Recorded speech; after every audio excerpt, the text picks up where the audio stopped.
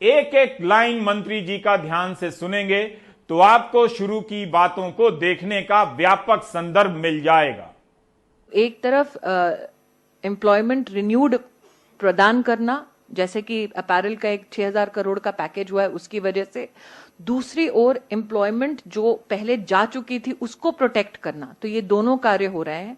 लेकिन जैसा कि आप जानते हैं कि आज तक व्यापक तरीके से डेटा अक्यूमुलेशन के लिए फॉर्मल इनफॉर्मल सेक्टर के लिए कई प्रयास किए गए, लेकिन वो फ्रुक्टिफाई नहीं हुए। हाल ही में ये जानकारी आई है कि प्रधानमंत्री जी ने वाइस चेयरपर्सन नीति आयोग अरविंद पानीग्राही के नेतृत्व में एक टास्क फोर्स बनाई है। एक और उदाहरण मैं टेक्सटाइल मंत्रालय का ही दे सकती हूँ। साल 2004 तक टेक्सटाइल कमिश्नर का ऑफिस एकमात्र स्टैटिस्टिक्स ऑफिस हुआ करता था पूरे टेक्सटाइल क्षेत्र के लिए। मतलब एग्रीकल्चर के बाद देश में जो सबसे ज्यादा नौकरियां देने का सेक्टर है, उसकी डेटा कलेक्शन 2004 में बंद हो गई थी। दोबारा उसको रिवाइव किया गया है कुछ महीने पहले मेरे द्वारा, ताकि अब एक अक्यूमुलेटेड डेटा पॉइंट सारे वैल्यू चेन से प्रस्तुत कर सके हम राष्ट्र के सामने। कपड़ा राज्य मंत्री दर्शना जरदोश सूरत से सांसद हैं, जो कपड़ा व्यापार का केंद्र भी है।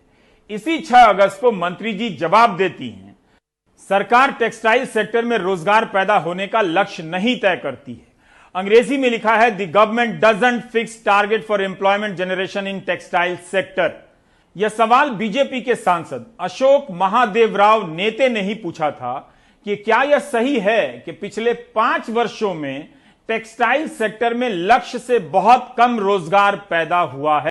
अब आपने सुना और देखा कि सरकार कह रही है कि वह टेक्सटाइल सेक्टर में रोजगार के आंकड़े फिक्स नहीं करती है। हंसीएगा नहीं, मुझे सीरियस लोग ज्यादा पसंद हैं।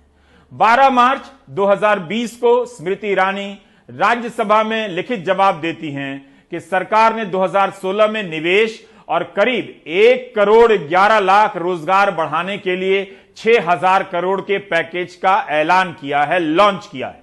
इसकी भाषा बता रही है कि 2016 से 19 का यह पैकेज 2020 में भी पूरी तरह लॉन्च नहीं हुआ लगता है, क्योंकि मंत्री कह रही कि इससे 1 करोड़ 11 लाख रोजगार पैदा होगा।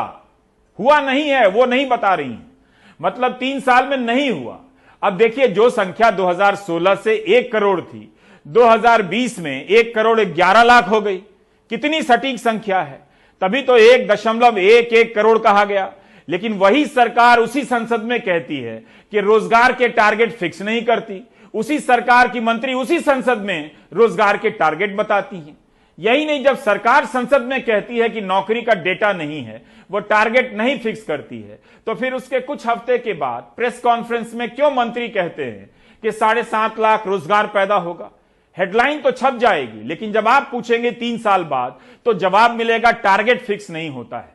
आप समझ रहे हैं ना कि क्यों नहीं समझ आ रहा है? Do you get my point?